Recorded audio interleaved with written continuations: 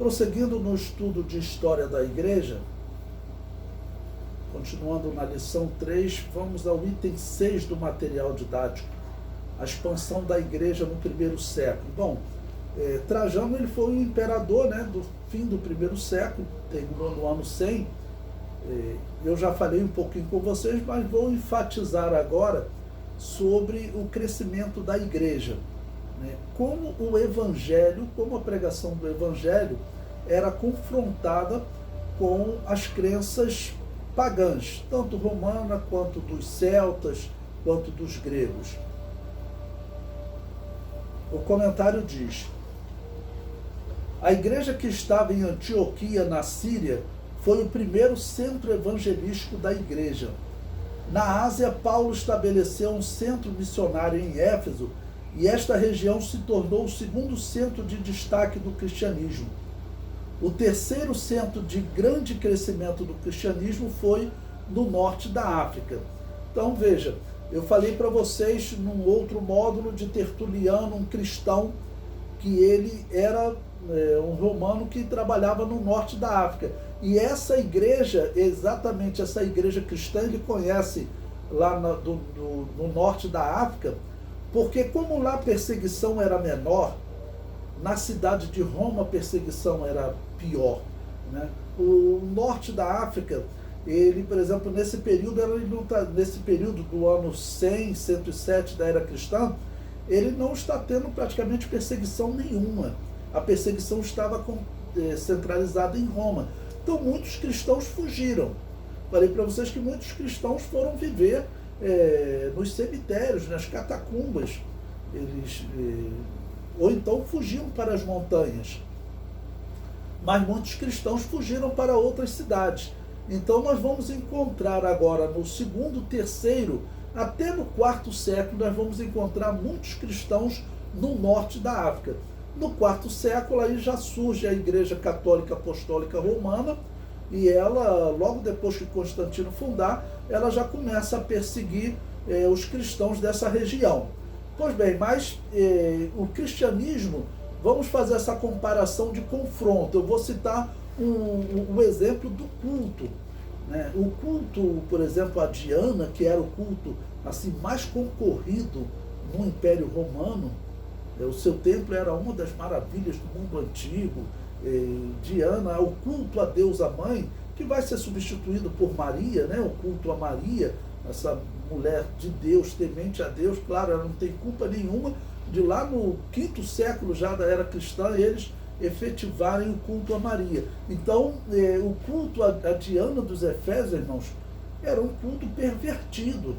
Então, naquela época, as mulheres, infelizmente, não eram valorizadas como hoje, né? No mundo pagão, as mulheres não tinham o que falar, mas os homens, quando iam cultuar lá no culto de Diana, eles poderiam ter relações sexuais com as que eles chamavam de prostitutas sagradas.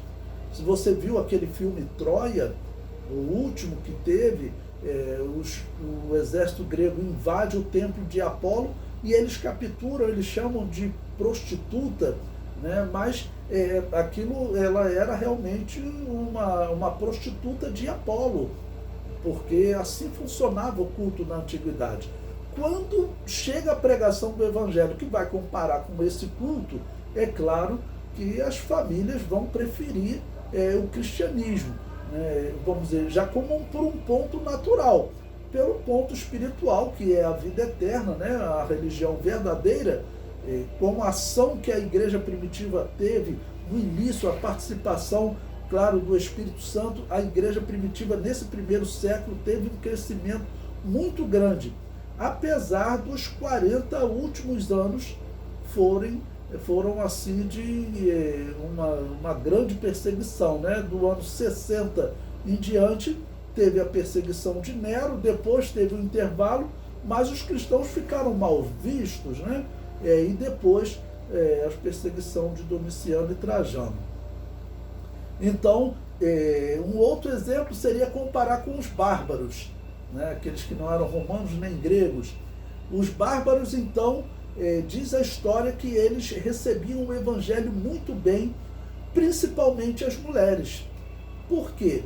A religião bárbara, que era a religião de Thor, a religião de Odin, ela dizia o seguinte: para você alcançar o paraíso, vou chamar assim, eles davam outros nomes, né? Mas para você alcançar o paraíso, você tem que morrer guerreando. Esse é um dos problemas que os romanos tinham com os bárbaros, porque eles não podiam se acovardar, então eles lutavam até a morte. Porque se eles não morressem lutando, Odin não ia recebê-los lá no paraíso, onde tinha um grande palácio, onde ele recebia os guerreiros, né? Então só os guerreiros tinham direito ao paraíso, e as mulheres? As mulheres não tinham direito ao paraíso, era raro uma mulher que participasse das guerras. Então, quando os missionários chegaram anunciando, né, que eles, para alcançar a salvação, para alcançar o paraíso, bastava eles mudarem de vida, ter um comprometimento com um novo caráter, né, e que eles, vamos dizer, fazendo isso, crendo em Jesus, eles seriam salvos. Diz a história que principalmente entre as mulheres. O evangelho cresceu muito entre as mulheres. E isso já acontecendo no primeiro século.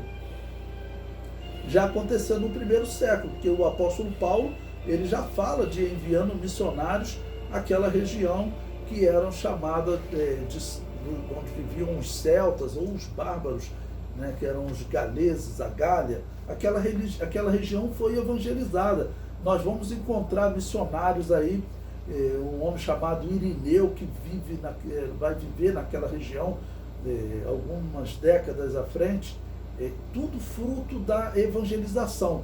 E diz a história que o evangelho era bem recebido e os templos pagãos, eles foram se esvaziando. Mas o que vai acontecer nesse segundo século, esse tipo de perseguição vai permanecer.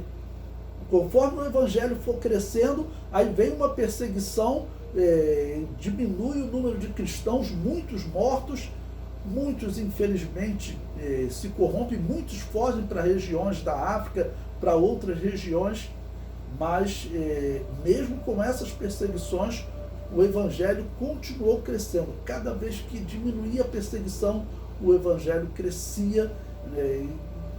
Deve ter sido assim um grande sofrimento, uma grande tensão, você viver assim, perseguição com risco de morte a qualquer momento. Mas, por outro lado, pense como seriam os cultos, né? Claro, nós acreditamos que aquela igreja era pentecostal. Nós veremos aí que existiam igrejas pentecostais nesse período, né? Até o ano 150, ano 200. Na verdade, vai existir igreja pentecostal até os anos 700. A igreja católica vai perseguir ela ferozmente, vai perseguir com um ódio maior do que o do Império Romano. Ok? Então, o crescimento nesse primeiro século, o que os historiadores falam que foi algo assim que não tem paralelo na história, né?